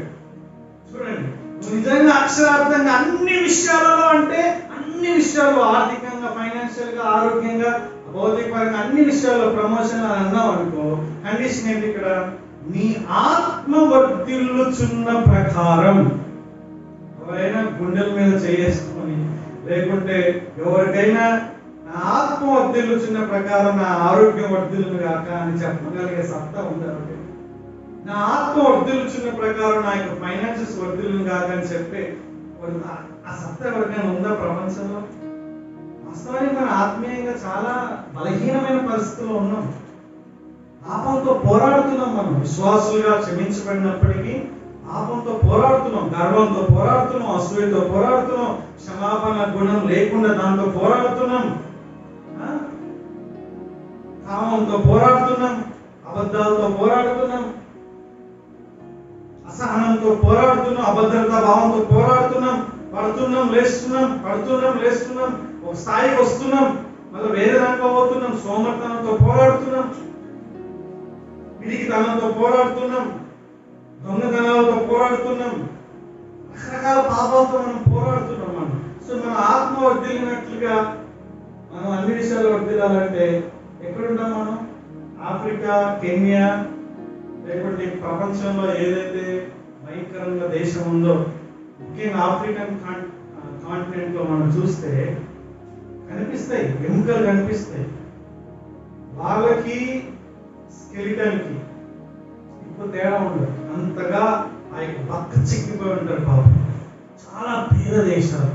వాస్తవానికి మనం అటువంటి దేశాలకు హెల్ప్ చేయాలి తెలుసా? మనం కూడా డబ్బులు మనం జమ చేసి అట్లాంటి దేశాల్లో ఉన్న వాళ్ళకి, పేద వాళ్ళకి మనం సహాయం చేయాలి. మన చుట్టూ ఉన్న వాళ్ళకి మనం సహాయం చేయాలి. Okay, that's different topic. ఆత్మ వర్ధిల్లుచున్న ప్రకారం అన్ని విషయాలు వర్ధిల్లడం అనేది లిటరల్ గా కాదు. ఏంటి మరి ఇది జస్ట్ విష్. ఓకే, ఒక కోరిక. ఇంకో మాట చెప్పాలంటే ఆయన ఏమంటున్నాడంటే వర్ధిల్లును గాక అంటే నువ్వు చల్లగా ఉండాలయ్యా, దేవుడు నేను దీవించును గాక అంటే కదా మనం, అవునా? కానీ ట్రెడిషనల్ గా ఎట్లా అంటాం? 1000 ఏళ్ళు పిల్ల పాపలతో నువ్వు వర్ధిల్లును గాక అంటున్నాం. పిల్ల పాపలతో వర్ధిల్లును గాక లిటరల్ గా తీసుకుంటే పాపలు ఎక్కువ ఉండాలి. మరి నువ్వు చాలా చల్లగా ఉండాలి అంటారు. చల్లగా ఉండాలంటే లిటరల్ గా తీసుకుంటే మనం ఫ్రిడ్జ్ అయిపోతుంది. లిటరల్ గా తీసుకోండి కాదు అవన్నీ, అవునా? అంటే అర్థం ఏంటంటే మనం బాగుండాలని వాళ్ళు కోరుకుంటున్నారు. సింపుల్ అది. ఇక్కడ యోహాను కూడా, ఈ సంఘ పెద్ద కూడా ఈయన బాగుండాలని కోరుకుంటున్నాడు. సింపుల్, బాగుండాలని నేను ప్రేర్ చేస్తున్నా అంటున్నాడు. అంతే. అన్ని విషయాల్లో మంచిగా ఉండాలి, చల్లగా ఉండాలి, నీ చేతులు మంచిగా ఉండాలి, నీ చేతులు దీవించాలని ఒకసారి మనం ప్రేర్ చేస్తాం. ఏమని చేస్తాం? ప్రభువా, ఈ రోజు బిర్యానీ ఇచ్చినందుకు వందనాలు, ఈ రోజు ఈ యొక్క ఆహారం దీవించండి, ఈ చేసినటువంటి చేతుల్ని మీరు ఆశీర్వదించండి. చేతులు బోధకాలు వచ్చినట్టు మలేరియా దోమ, క్యూలెక్స్ దోమ, రైట్? క్యూలెక్స్ దోమ కొట్టిందంటే చేతులు పెద్దగా అయిపోతాయి, కాలు పెద్దగా అయినట్లుగా అట్లా అయిపోతాయి మన చేతులు. లిటరల్ గా తీసుకుంటాం. ఇది లిటరల్ గా తీసుకోవడం కాదు, it's a figurative language. What is that? అలంకార భాష, రైట్? సినక్డోషియా అంటారు దాన్ని. అంటే ఏంటంటే అంటే అది ఒక పార్ట్ ని మనం చెప్తున్నప్పుడు ఆ వ్యక్తి మొత్తానికి ఆపాదిస్తున్నారు, అది సినక్డోషియా. కానీ ఇక్కడ ఉన్నది సినక్డోషియా కాదు. ఇది ఏంటంటే జనరల్ విష్ అన్నమాట. దేవుడు మిమ్మల్ని దీవించున్నాడు. గాయు చాలా చాలా నువ్వు అసలు అమేజింగ్ మ్యాన్, నిజంగా ఎంత గొప్ప పరిచయం చేస్తున్నావు, ఎంత గొప్ప, అది దేవుడు నేను దీవించాలి అని అంటాడు. అంతేగాని నువ్వు ఆరోగ్యంగా, నువ్వు భౌతిక అన్నిట్లో కూడా నీకు దేవుడు దీవిస్తాడని చెప్పడం లేదు. ఒకవేళ దీవించును గాక అంటే దీవించాలని కోరిక ఉంది, దీవిస్తాడు అని లేదు ఇక్కడ. ఈ అబద్ధ బోధనలు చేసేటటువంటి పని అది. ఈ దేవుడు దీవించేస్తాడు, అన్ని విషయాల్లో మిమ్మల్ని దీవించేస్తాడు దేవుడు, మీకు విశ్వాసం ఉంటే చాలు దేవుడు మిమ్మల్ని ఆశీర్వదిస్తాడని చెప్తాడు అనమాట. వాళ్ళు వచ్చి ప్రార్థన చేసి విశ్వాసం పెట్టి దీవెన రాకపోతే, మగపిల్లవాడు పుట్టకపోతే, సంతానం లేకపోతే నీకు విశ్వాసం లేదు. గెటప్. యాక్చువల్ గా ఇది బయట కూడా పబ్లిక్ అవుతుంది, రైట్? బయట కూడా దాని గురించి తెలిసి దాని గురించి వాళ్ళు చెప్తున్నారు. అయినా విశ్వాసులకి పిలువబడుతున్నారు కదా, వాళ్ళకి బుద్ధి లేదు, అయినా వాళ్ళ దగ్గరికే పోతున్నారు. ఇంత మోసం చేసినటువంటి వాళ్ళ దగ్గరికే పోతున్నారు. ఒక ఆయన పాట, కరోనా కరోనా అని, కరోనాని ఇట్లా కాళ్ళ కింద ఉంటుంది, కరోనా ముక్కు లోపల వస్తుంటే కాలు కింద అవుతాడు కరోనా కరోనా డాన్స్ వేసుకుంటా. ఇంకా కావాలంటే స్ప్రేలు పట్టుకోవాలి, కాలో కరోనా కరోనా. ఏంట్రా అది? అంతే అమాయకత్వంలో ఉన్నారు ప్రజలు. ఈ లోకంలో ఉన్నంత కాలం మనం శ్రమ పడాల్సింది. ఆరోగ్యపరంగా అంటే ఫైనాన్షియల్గా దేవుడు సహాయం చేస్తాడు, కష్టపడితే దేవుడు దీవిస్తాడు, గ్యారంటీ అది. All hard work brings profit. Business లో ఉన్నా, పనిలో ఉన్నా, ఎక్కడున్నా సరే దేవుడు దీవించినప్పుడు దేవుడు దాంట్లో గొప్ప ఆశీర్వాదాన్ని ఇస్తాడు, లేకుండా ఉండడు. కానీ ఇక్కడ అర్థం ఏంటంటే జస్ట్ విషయం, కోరిక చల్లగా ఉండాలయ్యా గాలి అని అర్థం. గాలి గురించినటువంటి కొన్ని విషయాలు, చాలా అమేజింగ్ విషయాలు ఇక్కడ మనం చూస్తున్నాం. ఇక్కడ గాలి అనేటటువంటి వ్యక్తి చేసినటువంటి పని ఏంటంటే ఆతిథ్యం. దాని గురించి ఎవరు ఫస్ట్ గాలి గురించి సాక్ష్యం ఎవరు చెప్పారు తెలుసా? ఇది చాలా ఇంపార్టెంట్. ఫస్ట్ పాయింట్, గాలి గురించినటువంటి మంచి సాక్ష్యం యోహాను చెప్తున్నాడు. అలాగే 3వ వచనంలో ఏంటంటే సహోదరులు, చూసినారా, సహోదరులు వచ్చి నీ సత్య ప్రవర్తనను గురించి సాక్ష్యం చెప్పగా విని. వేరే వాళ్ళు గాలి గురించి చెప్తున్నారు. మీరు 5వ వచనంలో ఒకటి, 5వ వచనం, 6వ వచనం, 6వ వచనంలో కూడా వారు అంటే సహోదరులు, పరదేశంలో ఉన్న సహోదరులు నీ ప్రేమను గురించి సంఘం ఎదుట సాక్ష్యం ఇచ్చింది. ఇక్కడ ఎవరు సాక్ష్యం చెప్తున్నారు గాయ గురించి? గాయ యోహాను దగ్గరికి వెళ్ళి, హలో హలో పాస్టర్ గారు, నేను చాలా మంచివాడు తెలుసా, నేను ఎంత మందికి ఆతిథ్యం ఇచ్చానో తెలుసా, నేను ఎంత మంచివాడినో తెలుసా, అందరు నడుపుతాను, నేను చాలా మంచివాడు. ఆయన గురించి ఆయన డబ్బాలు కొట్టుకోవడం లేదు. ఎవరు కొడుతున్నారు ఆయన గురించి? దండోరు ఎవరు వేస్తున్నారు? నీ గురించి ఎవరు చెప్పాలి? వేరే వాళ్ళు చెప్పాలి. నా గురించి నేను చెప్పుకుంటే ఏ లేదు, చూస్తే అంత. నీ గురించి ఎవరు చెప్పాలి? నీ తోటి విశ్వాసులు చెప్పాలి, నీ యొక్క భాగస్వామి చెప్పాలి, నీ పిల్లలు చెప్పాలి, నీ తల్లిదండ్రులు చెప్పాలి, నీ ఫ్రెండ్స్ చెప్పాలి.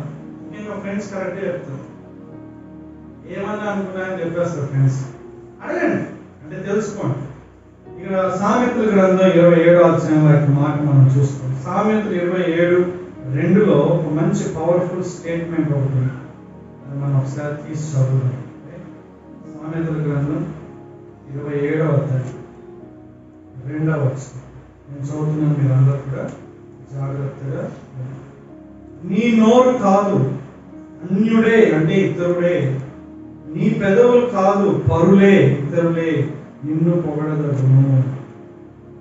అంటే అప్రిషియేషన్ అనేటటువంటిది, పొగడత అనేటటువంటిది, నీ గురించి సాక్ష్యం అనేటటువంటిది ఇతరుల నుంచి రావాలి అని చెప్తున్నారు.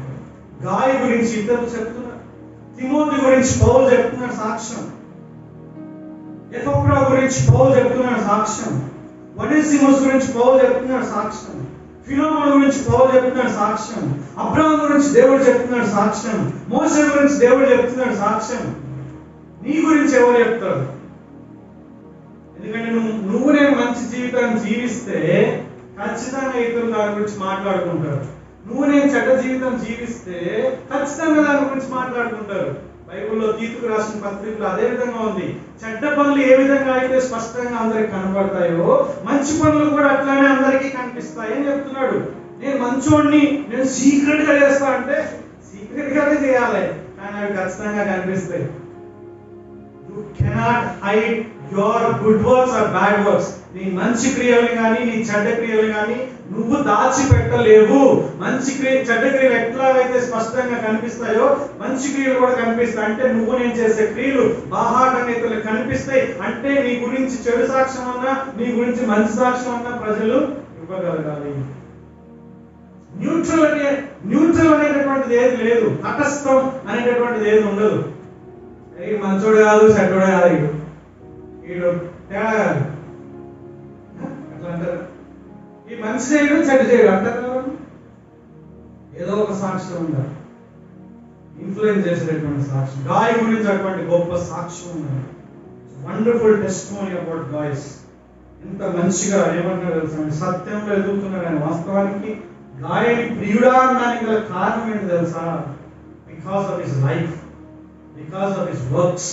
ఆయన పనులు, ఆయన జీవితం ఏంటంటే నేను సత్యమును బట్టి ప్రేమించు ప్రియుడైనా.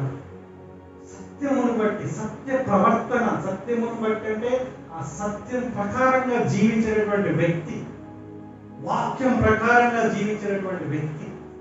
దాన్ని బట్టి నేను ప్రియుడా అంటున్నాను, దాన్ని బట్టి నేను బహుగా అనుభవిస్తున్నాను. ఓకే, ఇక్కడ గాలి గురించి మంచి సాక్ష్యం మనం ఇతరుల వల్ల మనకి ఇక్కడ తెలుస్తున్నది, మనం అర్థం చేసుకోవాలి. విశ్వాసులు సత్యంలో ప్రవర్తించినప్పుడైనా ఆ విధంగా చూస్తున్నాం. రైట్, 5వ వచనం నుంచి 8వ వచనం వరకు గాయం చేసినటువంటి పనులు మనకు కనిపిస్తున్నాయి. దాదాపు 1, 2, 3, 4, 5, 6 దాకా ఉన్నాయన్నమాట. త్వరగా మనం చూస్తాం. మొట్టమొదటి, పరదేశులైనటువంటి వారిని సహోదరులుగా చేసినట్లుగా చేస్తున్నారు.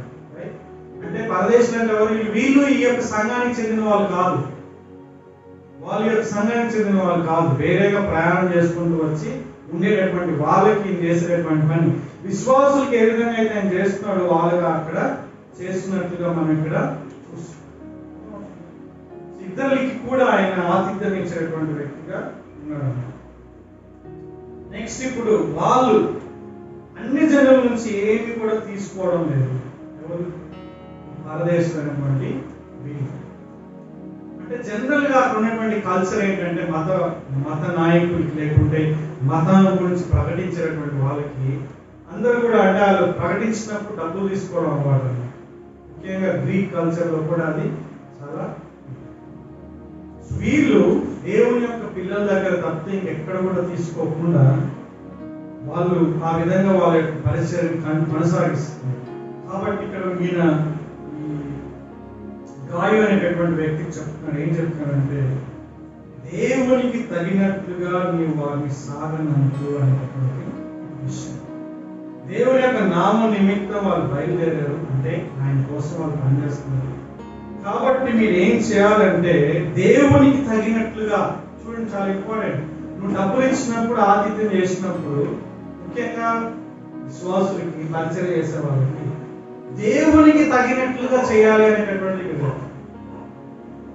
అంటే దేవుని దృష్టికి అది అంగీకారం ఉండాలి, అది పాయింట్. అక్కడ చాలా ఇంపార్టెంట్ పాయింట్ చెప్తున్నాడు ఇక్కడ. దేవునికి తగినట్లుగా నీ యొక్క ఆతిథ్యం ఉండాలి, దేవునికి తగినట్లుగా నీ యొక్క పరిచర్య అంటే నీ యొక్క ఉపకారం అంటే ఆ యొక్క డబ్బులు ఇచ్చేటటువంటి ఉండాలి. అంటే నువ్వు చేసే పని దేవుని దృష్టిలో అంగీకారంగా ఉండాలి, యోగ్యంగా ఉండాలి, దేవుని కోసం చేసినట్లుగా చేయాలి. ఇంకో మాట చెప్పాలి, అది ఇక్కడ మనం మనం సత్యమునకు ఇంతకుముందు మీకు చెప్పినట్లుగా మనం సత్యమునకు సహాయకులము అన్నట్లు అట్టి వారికి ఉపకారం చేయబద్దులమని ఉన్నాము. మనం వారికి సహాయం చేసేటటువంటి వారిగా మనం ఉండాలి అనేటటువంటి విషయాన్ని ఇక్కడ అందులో పెద్ద గాయించారు. అంటే ఈ వ్యక్తి ఏం చేస్తాడండి? గాయ అనే వ్యక్తి సహాయం చేసేటటువంటి వ్యక్తిగా ఉంటాడు. లాస్ట్ వీక్ మనం చూసుకున్నాం నాయకులు చేసేటటువంటి, కానీ ఇక్కడ ఇతర పరిచర్యలకు కూడా మనం సహాయం చేయడం, ఇతర సంఘాలకి పరిచర్యలకు కూడా మన వంతు, మనకి దేవుడు దీవించిన కొలది, దేవుడు ఆశీర్వదించిన కొలది ఇవ్వాలనే మనసు ఉంటే దేవుడు దీవిస్తాడు. దేవుడు ఇచ్చినప్పుడు నువ్వు ఇవ్వకుండా ఉంటే దేవుడు విత్డ్రాల్ చేస్తాడు. కాబట్టి ఇవ్వడం అనేటటువంటిది ఒక గొప్ప పరిచర్యని నేర్చుకోండి. మళ్ళా దేవుడు గుర్తు చేస్తున్నాడు, ఇవ్వడం అనేది ఒక గొప్ప పరిచర్య. ఆ విధంగా చేసినప్పుడు ఆ పరిచర్యలో మనం కూడా పాల్గొంటున్నాం. ఆ ఇవ్వడం వల్ల మనకి రక్షణ రాదు, బట్ రక్షణ పొందిన వ్యక్తిగా మనం ఇవ్వాలి, మనం కూడా పరిచర్యలో పాలు పొందాలి. ఆ విధంగా మనం కొంచెంలో నమ్మకంగా ఉంటే దేవుడు ఇంకా మనల్ని ఆశీర్వదిస్తాడు. ఆయన ఆశీర్వాదాలు మనం ఆయన యొక్క రాజ్యానికి ప్రజలకి క్షేమకరంగా ఉండేటట్లుగా మనం ఉపయోగించాలి. మన స్వయంకి పెట్టుకున్నామంటున్నాం, ఒక రోజు లెక్క అప్పగించాలి. దేవుడు కొన్నిసార్లు ఈ యొక్క అన్యుల్ని లేకుంటే దేవుడు బిడ్డలు కానటువంటి వాళ్ళని కూడా ఎందుకు దీవిస్తాడు అనేటటువంటిది కొంతమందికి అర్థం కానటువంటి ప్రశ్న. పాత నిబంధనలో కూడా అటువంటి ఐడియాలజీ ఉన్నప్పుడు 37వ కీర్తన ద్వారా దేవుడు ఆ గ్రంథకర్త ద్వారా అనేక మంది మాట్లాడతారు. దేవుడు నమ్ముకున్న బిడ్డలు కూడా భౌతికంగా దీవించబడుతున్నారు కదా, దేవుడు నమ్ముకున్న వాళ్ళే ఇటువంటి పరిస్థితుల్లో ఉన్నారు ఏంటి, కష్టాల్లో ఉన్నారంటే ఏంటి అని చెప్పినప్పుడు దానికి సమాధానంగా ప్రతిస్పందనగా ఆయన యొక్క మాటలు చెప్పడం మనం చూస్తాం. కాబట్టి ఈ రోజున ఇద్దరు వ్యక్తుల గురించి మనం నేర్చుకుంటున్నాం. ఇద్దరు వ్యక్తుల గురించి కూడా, ఒకటి సంఘ పెద్దగా ఉంటే నాయకుడిగా ఉంటే, ఇంకో వ్యక్తి విశ్వాసంగా ఉన్నాడు. విశ్వాసంగా ఉన్నటువంటి ఒక వ్యక్తి ఆతిథ్యం ఇచ్చే వ్యక్తిగా ఉన్నాడు. బైబిల్ ఏం చెప్తుందంటే శ్రద్ధగా ఆతిథ్యం ఇవ్వాలని. రోమపత్రిక 12వ అధ్యాయంలో మాట్లాడుతున్నారు. మొదటి పేతురు పత్రిక 4వ అధ్యాయంలో ఆయన ఏమంటున్నాడు? సనుక్కోకుండా ఆతిథ్యం ఇవ్వాలని మాట్లాడుతున్నారు.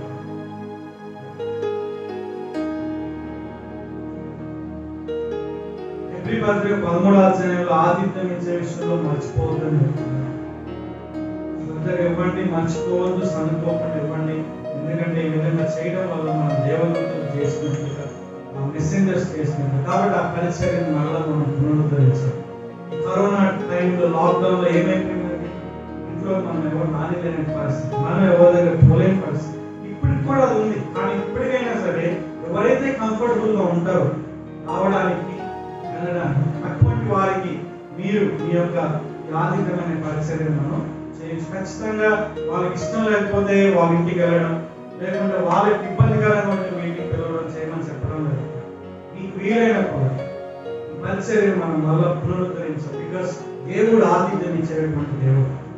ఆయన ఎప్పటికి ఇస్తున్నాడు, ఎప్పటికీ ఇస్తాడు. మనతో పాటు మళ్ళా ద్రాక్షరసంలో మళ్ళా కొత్తదిగా త్రాగు దినం వరకు ఆయన మన కోసం ఎదురు చూస్తాడు. నేను తాగను, అప్పుడు తాగుతాను, దానికోసం నేను ఎదురు చూస్తున్నాను చెప్తున్నాడు. ఆయన ఈస్ వెయిటింగ్. మనం అసలు యాక్చువల్గా వెయిటింగ్ ఉన్నారు, రైట్? వాస్తవానికి దేవుడు వెయిట్ చేస్తున్నారు రావడానికి. Is ready to come and I fellowship. పెద్ద డిన్నర్, మన పెద్ద లంచ్, డిన్నర్, బ్రేక్ఫాస్ట్ అన్నీ ఉంటుంది. పెద్ద డిన్నర్ ఇంకా విందులో మనం పాల్గొనబోతున్నాం. దేవుడు రెడీ, ఆతిథ్యం ఇచ్చే దేవుడు. ఆయన ఇచ్చే దేవుడుగా ఉన్నాడు. నువ్వు నేను ఇచ్చేవాడిగా ఉండా. మనల్ని ప్రియులుగా ఆయన ఎంచుకున్నాడు. అర్థమవుతుందండి? అసలు మన ఇతరులను ప్రియులుగా పెంచడానికి గల కారణం ఏంటంటే క్రీస్తు ద్వారా దేవుడు మనల్ని ప్రియులుగా ఆయన పరిగణిస్తున్నాడు. ఎఫెసీ పత్రిక 5వ అధ్యాయం 1వ వచనం. దేవుని ప్రియులైన పిల్లల వలె, దేవునికి మనం ప్రియమైన వారిగా అయిపోయింది. ఇక్కడ అపోస్తలుడైనటువంటి యోహాను అక్కడ దానిని పిలవడానికి, ఒకవేళ ఆయన సత్య ప్రకారంగా జీవించినట్లయితే, దేవుడు మనుషుల్ని ప్రియులుగా పిలవడానికి గల కారణం ఏంటంటే క్రీస్తు యొక్క త్యాగం. క్రీస్తు త్యాగాన్ని బట్టి ఈ రోజు నిన్ను నన్ను ఆయన శత్రువుగా ఉన్నటువంటి మనల్ని ప్రియులుగా పరిగణిస్తున్నాడు. మై బిలవడ్ చైల్డ్ అంటున్నాడు. నా ప్రియమైనటువంటి కుమారుడా, కుమార్తె అంటున్నాడు. దేవునికి నువ్వు ఎంతో ప్రియమైనటువంటి వ్యక్తిని, ప్రశస్తమైన వ్యక్తిని. అర్థమవుతున్నా? క్రీస్తుని బట్టి ఆ ఆధిక్యత మనకు వచ్చింది. మనం వీటి గురించి ధ్యానించాలి. We are very dear to God. దేవునికి మనం చాలా ప్రశస్తమైనటువంటి వాళ్ళం. క్రీస్తు త్యాగం ఎంత గొప్ప విషయాన్ని తీసుకొస్తుంది చూడండి. ఆ క్రీస్తు త్యాగం వల్ల మనం విమోచించబడి ఆయన కోసం మనం సత్యానికి సాక్షులుగా మనం జీవించాలి. ఇతరులు మనల్ని చూసి పరలోకం ఉన్నటువంటి దానిని ఇప్పుడే విధంగా మనం జీవించాలి. ఆ విధంగా జీవించాలి. ఎందుకంటే మన క్రియలను మనం మరుగు చేయలేము. దయచేసి తెలుసు, మన ఆలోచనలు మనం మరుగు చేయొచ్చు, మన ఉద్దేశాలను మరుగు చేయొచ్చు, మన క్రియలను మనం మరుగు చేయలేము. నువ్వు నేను ఏంటి అనేటటువంటిది క్రియల ద్వారా బాహాటంగా ఇతరులకి తెలిసిపోతుంది. చేసే క్రియలు ఆతిథ్యం ఇచ్చే వ్యక్తిగా ఉన్నావా? ఇతరులకు సహాయం చేసే వ్యక్తిగా ఉన్నావా? అన్న పెద్దగా ఇతరులను ప్రేమించే వ్యక్తిగా ఉన్నావా? ప్రేమగా మాట్లాడే వ్యక్తిగా ఉన్నావా? ప్రేమగా పలకరించే వ్యక్తిగా ఉన్నావా? జ్ఞానంతో ప్రవర్తించే వ్యక్తిగా ఉన్నావా? అవసరమైనప్పుడు క్రమశిక్షణ ఇచ్చే వ్యక్తిగా ఉన్నావా? మీ పిల్లల విషయంలో కూడా బైబిల్లో ఇక్కడ లేదు, టెక్స్ట్ లో లేదు, కానీ మీ పిల్లలు తప్పు చేసినప్పుడు నిజంగా నువ్వు ప్రేమిస్తే క్రమశిక్షణలో ఇస్తావు. ప్రేమ లేకపోతే క్రమశిక్షణ లేదు. క్రమశిక్షణ లేకుండా, ప్రేమ లేకుండా క్రమశిక్షణ ఇవ్వచ్చు, కానీ క్రమశిక్షణ లేకుండా ప్రేమించలేదు. ప్రేమ లేకుండా ఇవ్వచ్చు, ఇవ్వకుండా ప్రేమించలేదు. కాబట్టి మనం దీన్ని మన యొక్క జీవితాల్లో అన్వయించుకోవడానికి ప్రయత్నం చేస్తాం. దేవుని కృపను వేడుకుంటాం. విమోచింపబడిన వారిగా, క్రీస్తు యొక్క రక్తంలో కడుగబడిన వారిగా, మంచి దేవుని కొరకు మంచి సాక్ష్యాన్ని, గాయు లాంటి సాక్ష్యాన్ని మనకు విధంగా ఉండడానికి మీరు ఇష్టపడుతున్నారా? గాయు లాంటి సాక్ష్యం నాకు కూడా కావాలి అని నువ్వు నేను కోరుకున్నాను. భవిష్యత్తులో పరిచర్య చేయాలనిపిస్తే యోహాను లాంటి గొప్ప పరిచర్య చేయాలని ఇద్దరు ఉన్నారు. వీళ్ళిద్దరు కూడా ఆ విధంగా చేయడానికి దేవుని కృపని వాళ్ళు వేడుకున్నారు. దేవుని కృపలో వాళ్ళు ఆ విధంగా చేయగలరు. మన జీవితాలు ఇతరులకు జీవిస్తున్నారు. నెక్స్ట్ వీక్ ఆ మిగతా 2 విషయాల గురించి మనం చూసుకుంటాం. ప్రభా, ఒక సమయంలో మీకు వందనాలు చెల్లిస్తున్నాను. మా ప్రవర్తన గురించి ఇతరులు సాక్ష్యం ఇచ్చేటువంటి స్థితిలోకి మేము వెళ్ళడానికి సహాయం చేయాలి. మా నోరు కాదు, ఇతరులు పరులు మమ్మల్ని గుర్తించాలి, అభినందించాలి. ముఖ్యంగా మీరు మీ దృష్టిలో మేము మీకు తగినట్లుగా మేము జీవించాలి. మీ దృష్టికి యోగ్యంగా మేము ప్రవర్తించాలి. అటువంటి కృప మాకు అనుగ్రహించాలి, సహాయం చేయాలి. గాయం బట్టి ఈ సంఘంలో ఉన్న సంఘ పెద్దలను బట్టి మీకు వందనాలు.